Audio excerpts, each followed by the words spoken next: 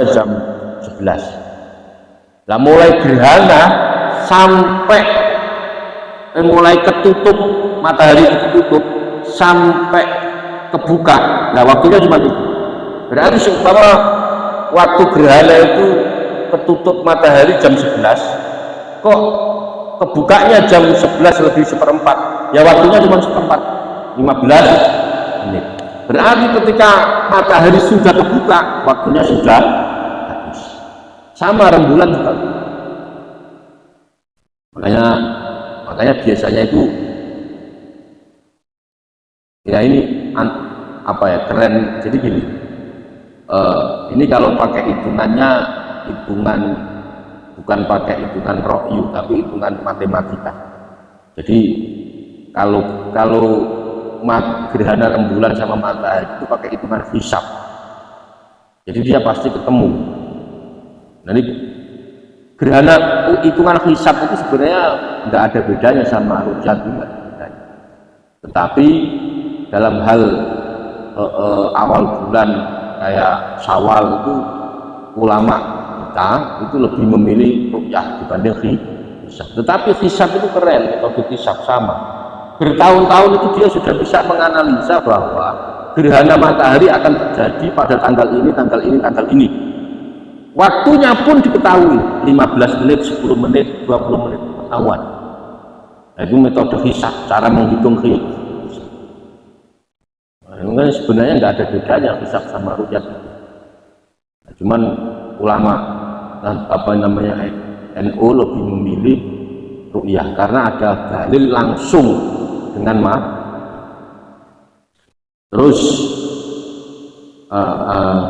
diilah sini maksud berburu kita sebab maka waktu gerhana itu habis kalau sudah nggak ketutup ya. Sebab apa? Sebab gerhana telah selesai ya, waktunya sudah, matahari akan kembali seperti semula.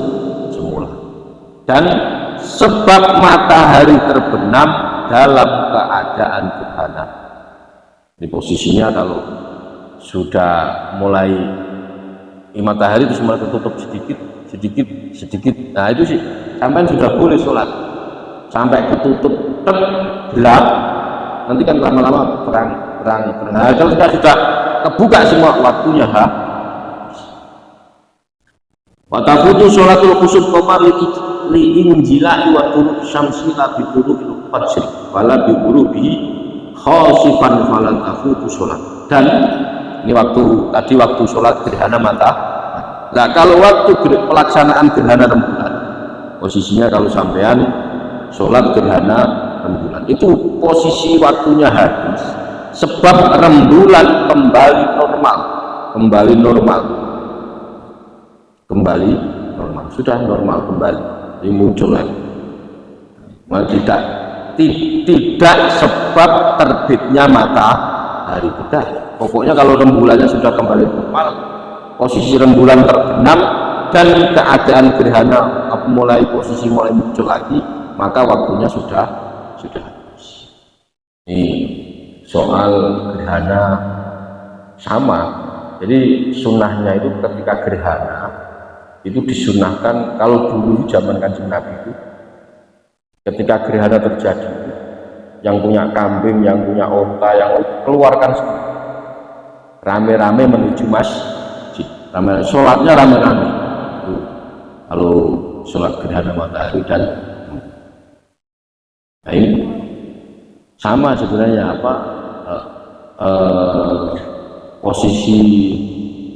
posisinya tujuannya adalah yang pertama adalah mengagungkan Allah. Kalau di Jawa atau di Sunda, di Jawa itu ada istilah kalau gerhana itu katanya rembulannya dimakan sama raksasa. Enggak, tapi intinya adalah gerhana itu intinya bahwa Allah itu mampu menutup rembulan, Allah itu mampu menutup matahari, apalagi hanya merubah nasibnya Kang Mustafa yang kecil, sangat kecil. Nah, rembulan yang segitu panasnya dibutuhkan orang, matahari ditutup, apalagi hanya merubah nasib kita yang kecil. Nasib kita berubah itu butuh Ya satu orang kita saja. Rembulan itu berubah. Nasib orang alam semesta yang berubah itu. Ya benar. Ya kalau nasib kita kan kita sendiri ya lebih gampang kalau kita. Maka Allah itu mampu melakukan apa saja. Apalagi hanya mengubah nasib. Ini maka yang perlu keyakinan yang perlu ditanamkan itu sebenarnya kita itu ikhtiar habis-habisan, tapi keyakinan kita nggak ada, repot. Mang Samin kerja terus, tapi tidak punya keyakinan kaya, repot. Tapi punya keyakinan kaya, nggak kerja ya juga repot. Makanya dua-dua ini harus disinkronkan. Saya yakin kaya, sama saya tiap hari ikhtiar. Jadi itu nggak bisa. Nah kadang kita itu memiliki salah satunya, dua-duanya enggak. Kerjanya 24 jam, tapi keyakinan kayaknya nggak ada. Repot. Akhirnya ujungnya cuma ngeluh. Kerja dari pagi sampai dapatnya capek akhirnya. Karena kerjanya nggak enjoy. Maka saya sering katakan, apa yang kita lakukan itu tidak penting. Besok pagi kita melakukan apa itu tidak penting. Terus gimana kamu? Yang paling penting itu sampean menikmati. Itu yang paling penting. Karena sampean melakukan pekerjaan apa saja kalau nggak dinikmati nggak enak. Maka apapun yang sampean lakukan itu tidak penting. Yang penting itu sampean bisa menikmati. Memang berarti maksudnya itu melakukan hal-hal yang baik. Hal-hal yang baik. Maka paling penting sampean bisa menikmati. Menikmati apa? Apa saja. Maka nggak perlu mewah. Yang besok mau Anda lakukan itu tidak penting, mau ketemu siapapun tidak penting. Tetapi yang paling penting Anda menikmati apa yang besok Anda kerjakan. Itu yang paling penting. Makanya saran saya kalau sampean pas kerja, mau kerja kok galuh, tahu-tahu sumpah. Mang sampean pernah? Tahu-tahu nggak ada masalah, utang nggak punya, tahu-tahu nggak enak kerja pokoknya. Sumpah, galuh, padahal nggak punya utang. Istri juga nggak ngomel-ngomel, makan juga ada, rokok juga ada, semuanya komplit. Tapi tahu-tahu sumpah, sampean pernah mengalami pasti. Jadi nggak ada masalah apa-apa, di kerjaan nggak ada masalah, di rumah nggak ada masalah, tahu-tahu kemurungsung, nggak enak aja pokoknya, hawanya juga enak. Nah, maka sampean kalau mengalami seperti ini, ngaji. Setelah ngaji sampean sedekah. Oh, itu enggak, solusinya cuma ini. Nah, seumpama sampean mengalami besok itu mau kerja, kok ngerasa nggak enak? Ini saran, kalau bisa kerjanya jangan terlalu serius, biasa saja. Jangan mikiran dikejar deadline, jangan, nggak usah, pokoknya kerja. Itu saran, karena kalau terlalu serius biasanya lupa. Nah, kalau lupa itu ya melakukan hal di luar nalar. Maka kalau sampean kok nggak ada masalah, tahu-tahu sumpah, utang nggak punya, duit banyak, rumah aman, dapur aman, semuanya aman, kok tahu-tahu sumpah, nggak enak, pokoknya nggak enak aja. Nah itu sampean sebaiknya ngaji. Setelah ngaji sedekah. Ini bab sholat gerhana dan sholat gerhana rembulan dan maka sholatul istisqa faslun fi ahkami sholat istisqa itu sholat minta hujan sama kan. Jadi sebenarnya begini, dalam agama itu juga ada pawang hujan, enggak hujan itu ada, cuman caranya beda. Nah, cuman kalau saya yang ngomong pawang hujan, nanti orang datang saya dikira dukun. Loh, padahal aturan sholat istisqa itu artinya sholat minta hujan. Berarti yang bisa nurunkan hujan hakikatnya Allah, tapi bisa diminta apa enggak? Bisa. Hujan mau turun, yang menurunkan siapa? Allah. Tapi bisa ditunda apa enggak? Bisa. Ada caranya. Cuman kalau saya yang ngomong, saya dikira pawang hujan, bingung. Nanti Mas Mustafa datang ke saya mintanya Gus ini di stop dulu hujannya. Wah bahaya. Nanti kalau viral kan bahaya Pak. Ada, gini loh maksudnya gini. Agama itu juga ada seperti itu ada. Kanjeng Nabi itu biasa menyembuhkan orang itu biasa. Biasa sama, doanya juga sama. Cuman kalau yang membaca doanya Nabi Muhammad sama Kang Mustafa pasti beda. Padahal yang dibaca sama kan gitu dong. Kanjeng Nabi lapar, baca Yasin, sembuh Pak laparnya. Sudah tidak lapar lah. Tapi kalau Mang Samin lapar suruh baca Yasin, tambah lapar. Loh ya apa enggak? Loh, maka itu bedanya. Itu bedanya. Lah, di sini tetap Mang Samin tetap mendapat kesunahan membaca Quran, membaca Yasin. Sama. Kanjeng Nabi lapar, ngambil 3 kerikil, tahu kerikil ya? Satu kecil-kecil itu. Ditaruh sini, laparnya bilang Mang Samin lecetnya Pak tenang. Nah, itu bedanya. Tetapi kalau keyakinan, kemantapannya di angka 100%, saya jamin tidak lapar. Maka sebenarnya itu soal kok seumpama tetap lapar berarti sudah mendapat kesunahan baginda Nabi Muhammad SAW. Nah itu yang penting ya. Jadi sebenarnya ada. Jadi caranya ada. Jadi kalau sampean pengen apa hujannya reda atau dialihkan, ini 2 versi ya. Ini ada 2 pendapat Bang Jack. Sebenarnya hujan yang mau turun di mahkota ini sebenarnya dihentikan apa dialihkan, itu sebenarnya. Menurut pendapat yang pertama dialihkan. Jadi turunnya semua di sini, dialihkan dipindah di sana. Tapi ada yang mengatakan di stop, nggak turun hujan. Nah, cuman waktu itu kan ramai soal pawang hujan. Apa yang di mana itu? Mandalika itu. Nah, sebenarnya nggak usah jauh-jauh, Mang Samin bisa itu. Asal mau datang ke sahur bisa. Itu Mang.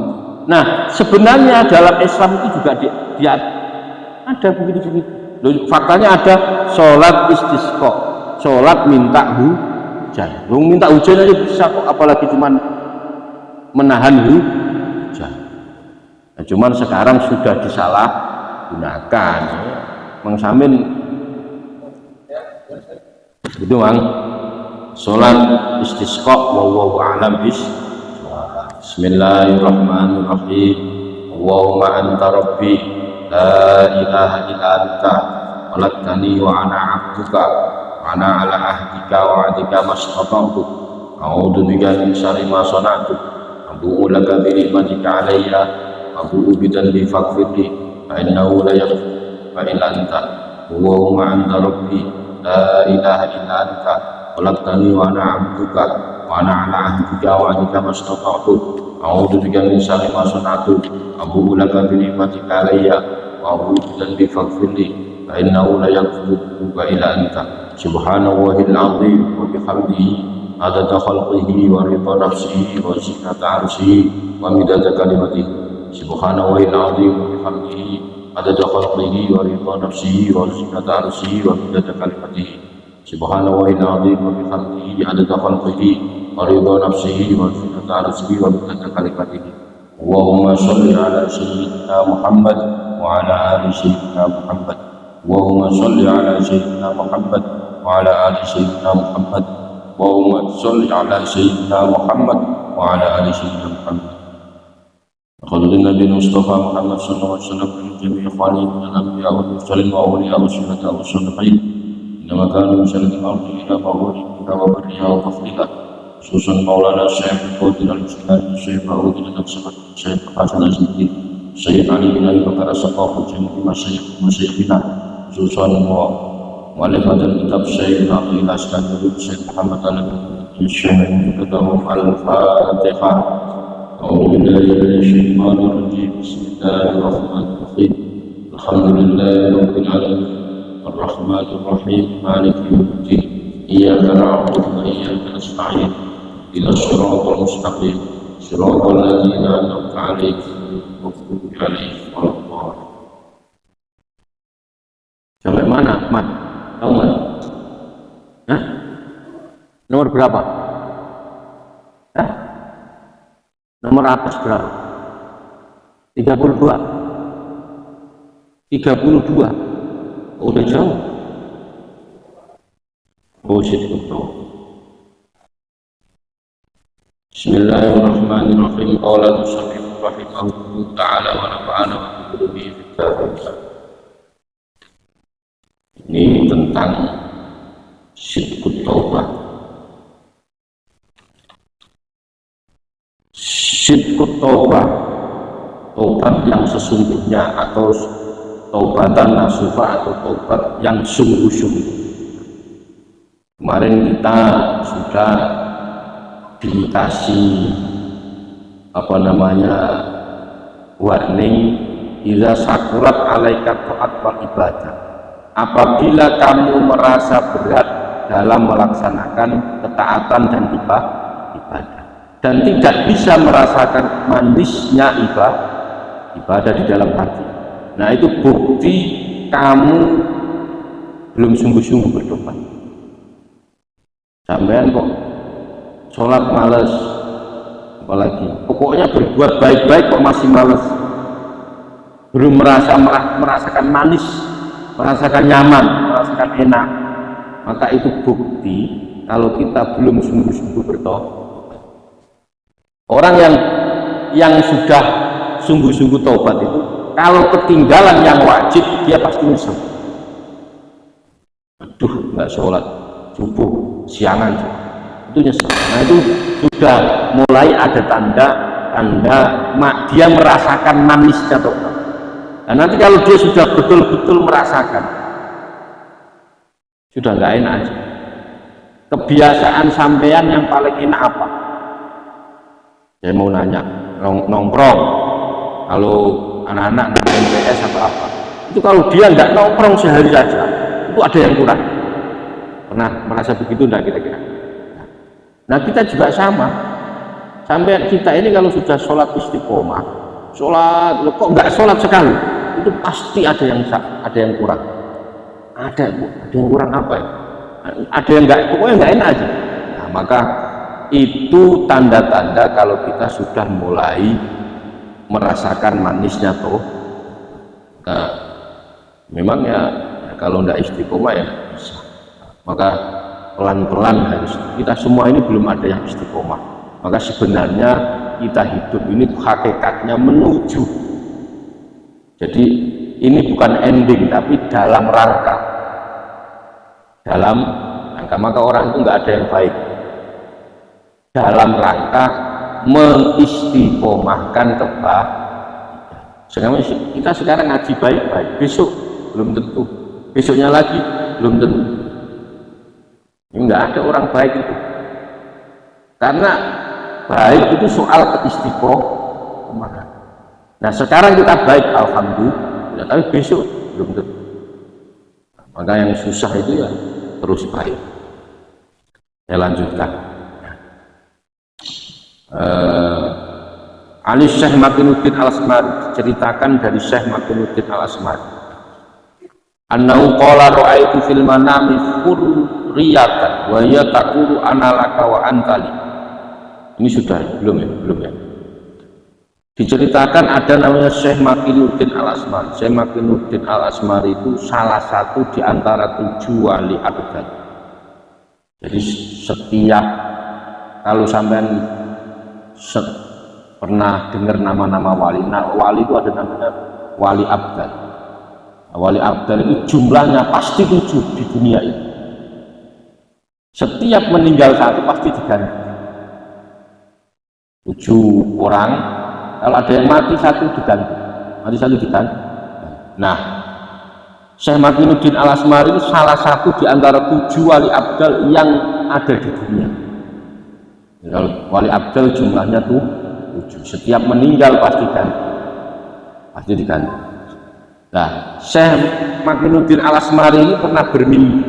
Dia bermimpi ketemu dengan Hurriyah bidadari, bertemu dengan bidadari. Atau Bang Samin udah pernah belum? Wa yaqulu ana laka wa anta. Bidadari itu ngomongnya begini, bidadari. Nah, bidadari kamu milikku, aku milikmu. Oh, ini mimpinya begitu. Bidadari loh, ya. Bukan artis. Awas. Bidadari, beda jauh. Ana laka wa anta. Saya milikmu, kamu milik, atau kamu milikku, saya milik. Nah, ini. Nah, setelah itu maka saya berkata, Syekh Makinuddin berkata, fabaqiyat nahu syahra ini aw salat ashurin la astati'u li makhluk. Setelah mimpi ketemu bidadari, ngomongnya aku milikmu, engkau milik. Itu Syekh Makinuddin selama 3 bulan atau lebih, la astati'u li makhluk. Dia tidak bisa ketemu manusia. Setelah mimpi ketemu bidadari, terus Syekh Makinuddin selama 3 bulan tidak bisa ketemu manusia. Ngobrol sama manusia tidak bisa. Illa taqiyatu li thayyib kalam. Setiap ngomong pasti dia minta. Cuma Mang Samin malam mimpi ketemu bidadari, terus paginya ketemu saya ngomong, Mang Samin langsung minta. Nah, karena apa? Karena bau busuknya orang-orang yang diajak ngomong. Nah, jadi mimpi 3 bulan itu tidak bisa ngomong sama manusia. Kenapa? Setiap ngomong Syekh Makinuddin pasti muntah. Kenapa? Baunya nggak enak. Walaupun sikat gigi sehari 10 kali. Berarti baunya bidadari. Gimana, Bang? Jadi kalau ketemu manusia pasti muntah. Ngobrol pasti muntah. Maka ini. Kafaka min ajyari an taftaha ainaika fi hadadka. Sudah ya. Ini bukti bahwa 2-3 bulan Syekh Makinuddin tidak mampu berbicara dengan orang lain. Karena apa? Merasakan nikmatnya bicara dengan bidadari. Ini baru mimpi. Belum langsung, baru mimpi aja asarnya labetnya mah. Terus kafaka min ajyari an taftaha ainai. Cukup menunjukkan diri Bang Salim sebagai orang yang mungkin ketika kau membuka kedua matamu untuk melihat dunia ini. Jangan sampai kita ini sudah diberi nikmat yang nggak ada duanya nikmat. Kita ini sudah tetapi kadang kita ketika bangun tidur begini, itu yang kita lihat itu yang kita tuh menolak akan nasib kita. Pernah mengakui seperti itu. Kita ini sudah diberi nikmat Allah yang istimewa, dilahirkan dari keluarga yang sederhana, ya nggak kaya tapi punya pendidikan, sehat, utuh, badannya jasadnya utuh, nggak ada yang hilang, lahir punya kuping 2 nggak 1. Itu nikmat yang istimewa. Tetapi kadang ketika kita tidur bangun itu yang dipikir sesuatu yang kok begini ya? Pernah ya? Jujur aja pernah. Padahal sudah diberi nikmat yang maka Allah Ta'ala dawuh Allah wala tamuddu ainaika ila ma matta'na bihi azwajan minhum zahratal hayatid dunya linaqtina. Dawuh Allah berfirman wala tamudun, jangan ojo ndawak-ndawakno, jangan kau panjangkan kedua matamu, wala tamuddanna ainaka, jangan kau panjangkan mata. Nah, maksudnya kau panjangkan itu untuk melihat. Nah, untuk melihat apa? Ilama mataan, untuk melihat apa? Orang-orang yang aku buat menyenangkan. Bihi kelawan aswad, kita itu sering melihat orang, nasibnya orang sering kita lihat. Nah, sampean itu memandang kedua mata kita itu untuk melihat apa yang Allah buat menyenangkan macam-macam golongan manusia. Contohnya gini loh, sampean melihat, oh nasibnya Bang Samen enak ya, kuburan terus, gini terus. Jadi yang dilihat itu kenikmatan orang. Golongan-golongan manusia ini banyak yang diberi nikmat. Sampai kita itu mikirnya begitu, kok enggak saya, kok enggak saya. Kita sering begitu. Nah, padahal tujuan Allah memberi nikmat-nikmat kita semua itu tujuannya ya hanya untuk menjadi perhiasan dunia saja. Untuk menjadikan fitnah bagi orang itu. Contoh, saya melihat Bang Jack enak ya, pagi berangkat, sore pulang, gajinya jelas tiap bulan. Saya ini nasibnya nggak jelas. Nah, padahal hakikatnya nikmat yang diberikan Bang Jack tadi itu fitnah. Fitnah bagi orang yang diberi nikmat. Maka pada kesenangannya sendiri. Jadi hakikatnya nikmat yang diberikan kepada kita itu hakikatnya itu fitnah. Kalau kita tidak mampu menjaga, jadinya fitnah. Apa saja, kaya, oke, kita dikasih nikmat kaya, alhamdulillah. Tapi kalau kita tidak bisa menjaga kekayaan, akan jadi fitnah. Duit yang kita punya larinya bukan ke sesuatu yang baik, tapi malah sesuatu yang maksiat. Sehat sama bisa jadi fitnah. Kalau kita tidak bisa menjaga kesehatan kita, nah kesehatan kita itu malah kita itu sehat malah nggak pernah sholat, sholatnya malah pas nggak sehat. Jadi pas sehat nggak pernah sholat, tapi pas sakit pengennya sholat. Nah, lucu. Iya, kalau udah pas sakit wah pengen sholat, tuh telat lah, kemarin sehat nggak mau sholat. Nah, pas melihat orang sakit dia mau sholat sudah disolati, nah sudah repot. Maka hakikat nikmat yang diberikan kepada kita itu kalau kita tidak bisa menjaganya jatuhnya hati-hati gitu ya. Wadzalika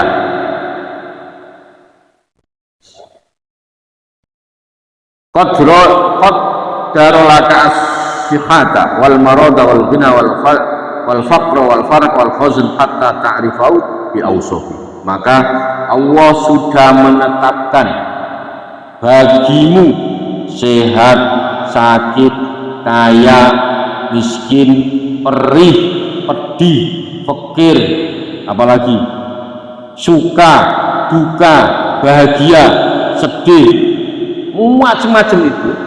Nah, supaya apa? Supaya kamu mengenal Allah melebihi sifat-sifat sempurnanya. Jadi gini, kita semua ini pasti pernah diuji nggak punya, diuji miskin, pernah diuji punya duit. Lewat apa enggak? Lewat enggak? Lewat. Faktanya tidak bunuh diri. Kita pernah diuji sakit, pernah? Nah, diuji sehat, pernah dong. Nanti juga sakit lagi, tenang aja, nanti pasti sehat lagi. Faktanya lewat. Kita pernah diuji sedih, pernah, bahagia, pernah. Faktanya lewat semua ujian itu sebenarnya. Seberat apapun ujian lewat. Kalau sampai tenang aja, lewat udah. Nah, tetapi yang paling, maka saya 2 minggu yang lalu saya bikin status begitu. Hakikatnya kita ini semua diuji oleh Allah Subhanahu wa Ta'ala. Kaya miskin, sehat, sakit, kuat, lemah, sedih, bahagia. Hakikatnya kita diuji semua. Nah semua itu nanti pasti akan melewatinya. Nah cuman pertanyaan saya, apakah dari ujian semua itu kita tetap taat kepada Allah? Itu kuncinya cuma di situ. Sampean kaya itu tetap taat apa enggak? Jangan-jangan ketika kaya terus lupa. Sampean sehat sholat terus, belum tentu ketika sampean sakit sholat, belum tentu. Atau dibalik, ketika sehat nggak pernah sholat, ketika sakit malah sholat, nggak tahu kita. Nah maka hakikatnya semua ujian ini itu pertanyaannya cuma satu, apakah kita masih tetap taat kepadanya? Mau sampean sehat ya taat, sakit ya taat, kaya ya taat, miskin ya. Jangan-jangan pas miskin zikirnya kenceng pak, bareng kaya udah nggak pernah zikir lagi, nggak tahu kita. Nah gitu. Maka pilihannya mana? Pilihannya Gus, saya mau enaknya kaya apa miskin? Loh, kuncinya satu, sampai mau kaya mau miskin yang penting taat. Kuncinya cuma itu. Karena ini pasti berubah, nggak mungkin nggak berubah. Ujian itu lewat, ujian itu kita pasti bisa menghadapi. Sampai diuji A, hadapi, diuji B, hadapi. Karena apa? Ujian satu pindah, nanti pindah lagi ujian. Maka doanya jangan begini, ya Allah semoga saya mampu melewati ujian, tapi mampu menghadapi ujian. Karena setelah sampai selesai ujian pasti diuji lagi. Dulu ketika masih belum nikah diuji pengen nikah, setelah nikah diuji macam-macam, diuji anak, setelah punya anak gede-gede diuji lagi cucu, macam-macam, nggak ada selesainya, nggak ada selesainya. Nah ujian ini pasti melewatinya, lewat ujian ini lewat, ujian ini lewat, ujian ini lewat, ujian ini lewat. Pertanyaannya cuma satu, dari semua ujian itu kita masih taat apa enggak? Mau sampean kaya, mau sampean miskin, mau sakit, mau sehat, mau lemah, mau kuat, mau sedih, mau gembira, apakah kita masih taat? Karena apa? Manusia semuanya ini punya masing-masing masalah. Misalnya kita yang di sini itu punya masing-masing, punya masalah masing-masing. Mang Samin besok mikir ABC, Bang Jack mikir ini, semuanya punya masalah masing-masing. Sebenarnya manusia ini ripuh dengan masalahnya masing. Maka kalau sudah ripuh dengan masalahnya, jangan ikut campur masalah orang lain. Lu ngurusi masalahnya sendiri aja ripuh kok, ikut masalahnya orang lain diurusi. Ini kan nggak, kurang kerjaan. Bang Mang Samin itu diuji rewel istrinya, itu aja udah lo kok ngurusin istrinya orang lain yang rewel, kan kurang kerjaan namanya itu. Nah contohnya begitu. Nah, maka itu ya, maka wala tamudunna aina, jangan kau pandangkan. Kita itu suka melihat kenikmatan orang lain, kebahagiaan orang lain. Sudah diuji Bang Samin, diuji istrinya rela, sudah fokus saja sama istrinya. Jangan ngerecokin misalnya Pak Sidari ini, nggak usah. Pokoknya Bang Samin aja. Gitu. Maka hakikatnya semua ujian pasti terlewat. Percaya kita. Karena apa? Faktanya sampai detik ini kita la ilaha illallah. Kita bunuh diri, nggak ada yang diuji apapun. Tetap ya sakit ngeluh, ini biasa. Ada orang sakit ngeluh, ya namanya orang sakit kita boleh ngeluh. Ugus belum makan 3 hari, ya pasti belum makan 3 hari ya lapar, enggak? Belum makan 3 hari kok kenyang, tidak masuk akal. Jadi sebenarnya hakikatnya kita itu sudah tahu semua. Mas Amin katanya, Mang punya duit seneng, nggak punya duit susah. Ini sudah wajar, di mana-mana ya begitu. Di mana-mana itu semuanya begitu. Sehat senang, sakit susah, di mana-mana. Maka hakikatnya yang kita alami itu sudah biasa.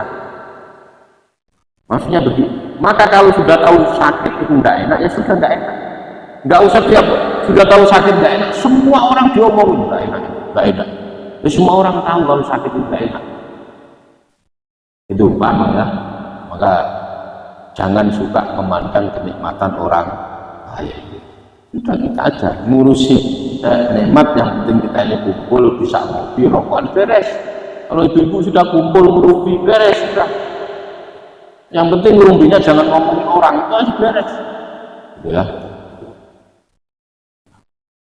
Itu. Terus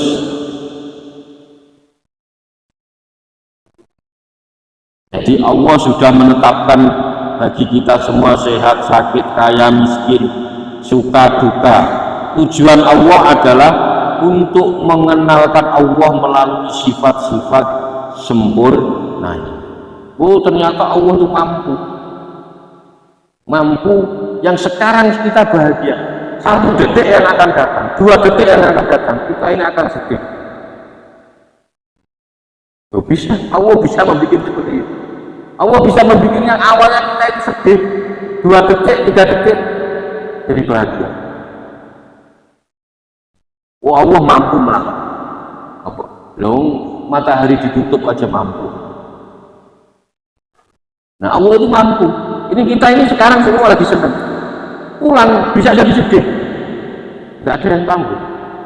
Maka hakikatnya Anda mau dibikin sedih, bikin bahagia, hakikatnya cuma satu. Yang penting tetap taat kepada Allah Subhanahu. Karena kuncinya di situ. Karena nggak ada orang kok bahagia terus, itu nggak ada. Orang sedih terus juga nggak ada. Sampean bahagia pasti ada waktu akhirnya. Sampean sedih pasti juga ada waktu habis sedih. Contoh, Bang sampean sedih dikejar-kejar debt collector semua. Ada waktunya pasti, nggak mungkin enggak. Sedih dia apa saja. Maka hakikatnya bahagia itu tidak lama, sedih juga tidak lama. Yang cuma lama itu nanti kita bahagia di surganya Allah Subhanahu. Nah, maka nanti kita bareng-bareng di sana ngopinya. Nah, kalau ngopi di sini saja ya nanggung. Ya, semoga nanti kita bisa ngopi bareng di surganya Allah Subhanahu. Maka man sohibaka yauma au yaumain walam yara minka naf'an taraka wa sohibahu. Ini mang orang yang menemanimu sehari 2 hari sedang dia tidak mendapatkan manfaat apa-apa dari orang itu, pasti akan meninggalkan. Kita punya teman itu datang kepada saya, ternyata teman ini tidak mengambil manfaat apa-apa dari dia, pasti dia pergi. Saya kumpul Mang Samin sehari 2 hari, kok tidak ada manfaat, kita tinggal pergi. Gus, kok sampean kok datang? Ada manfaatnya apa? Karena ngaji. Jadi manfaat ini jangan soal materi, tetapi manfaat ini soal agama, soal macam-macam. Ada orang berdua tidur terus, nggak ada manfaatnya dua-duanya. Itu pasti nanti bosan sendiri. Maka hakikatnya kita kumpul semua ini, ujungnya adalah saling mengambil manfaat. Bang Samin ketemu saya dapat manfaat walau sedikit, saya kumpul makan juga dapat manfaat sama, hakikatnya sama. Nah, manfaat ini jangan diartikan soal materi, tetapi soal apapun asal itu manfaat baik. Nah, banyak gitu ya. Wa anta tasqitu nafsaka arba'ina sanatan walam tak.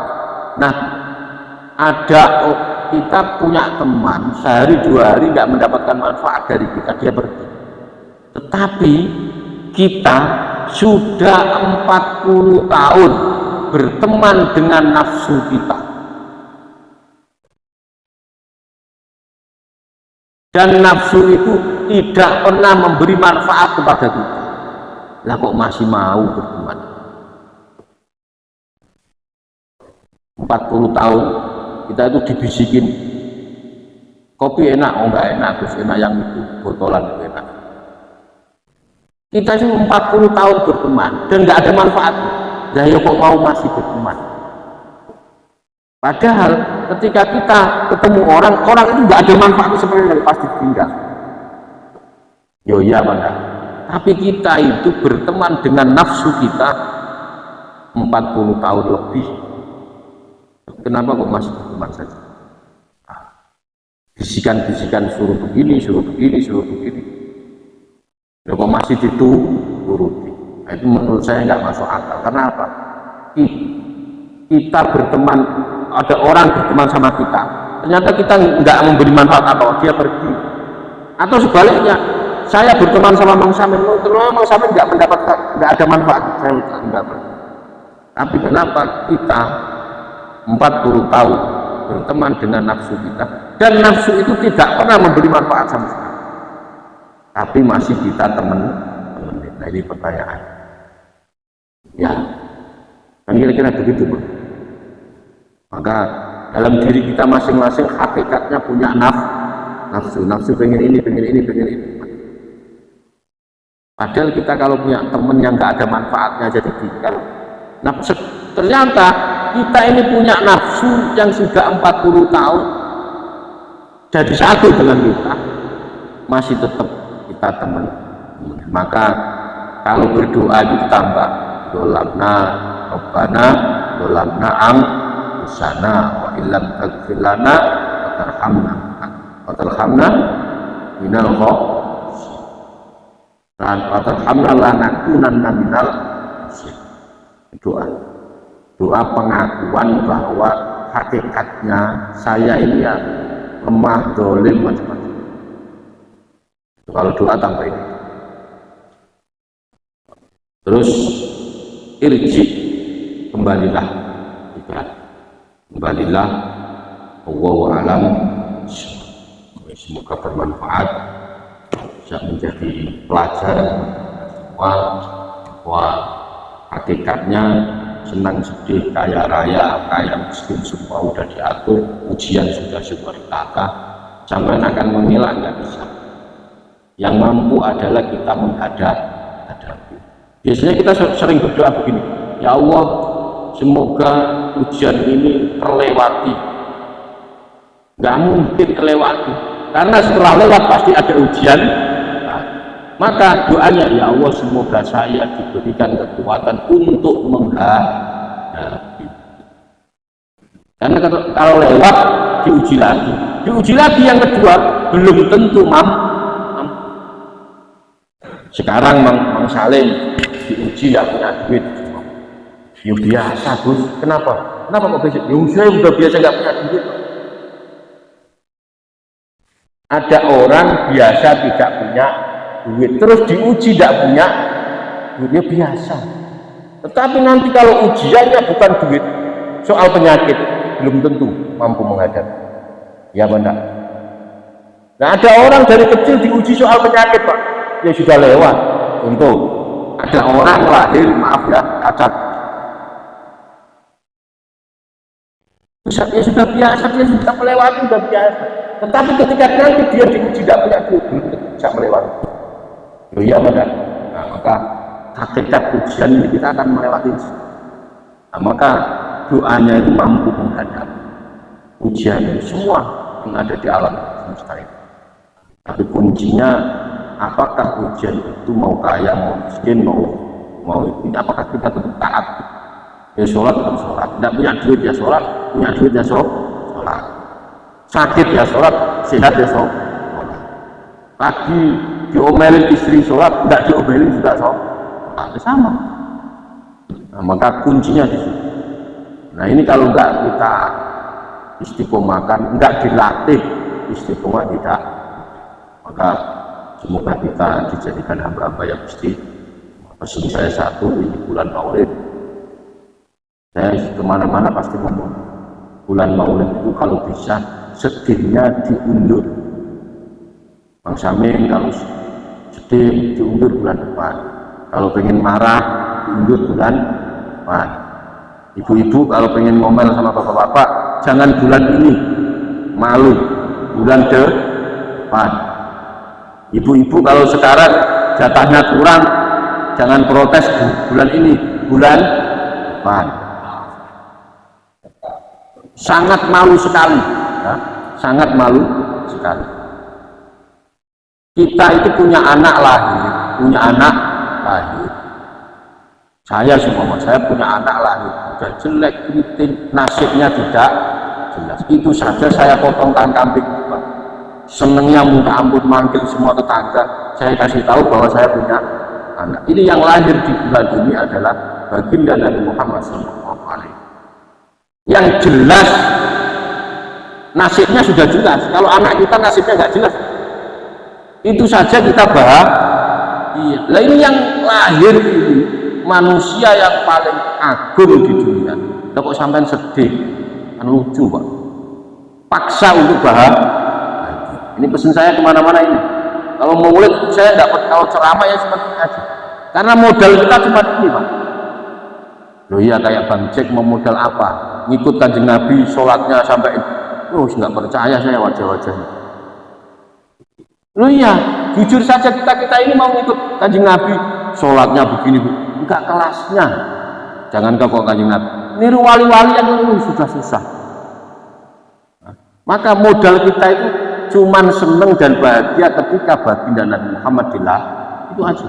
Mungkin kita punya anak yang nasibnya enggak jelas, keriting, hitam aja seneng. Motong kambing 2, motong kambing 1 kalau perempuan. Manggil orang tetangga, saya punya anak, padahal dilihat tuh hitam. Bapaknya ya tetap senang, walaupun hitam. Oh iya, tetangganya loh, kok keriting ikut siapa ini? Ternyata bapaknya keriting, ya wajar itu. Kita punya anak yang nasibnya tidak jelas saja apalagi ini yang lahir baginda Nabi Muhammad SAW yang nanti akan memberi syafaat kepada kita. Nah, masa kita nggak senang, nggak bahagia? Ya, maka ini semoga bulan Maulid ini kita bisa bergembira. Paksa Kang Mustafa, Gus ini bulan ini rugi, paksa untuk bahagia. Pak Haji dan Gus ini kayaknya sibuk ini, paksa bahagia. Oh ini padat jamnya Gus ini, paksa. Capek Gus, paksa untuk bahagia. Bulan ini, lah besok sampai mau ngomong enggak apa-apa. Setelah lewat bulan Maulid mau ngomong enggak apa-apa. Ibu-ibu mau ngomel sehari 3 kali enggak apa-apa. Kalau saya sekarang ditunda dulu. Ibu-ibu mau ngambek sekarang tunda dulu. Bulan depan mau marah 3 hari 3 malam enggak apa-apa.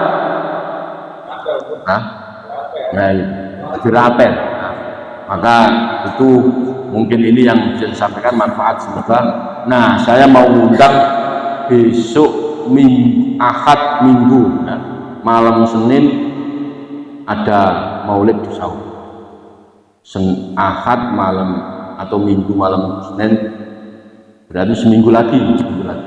Itu ada, semoga jamaah mahkota bisa hadir di Saud. Wallahul muwaffiq ila aqwamit thoriq. Wassalamualaikum warahmatullahi wabarakatuh. Maulana sholli wa sallim iman ala habibika kulli hubbal habibullah.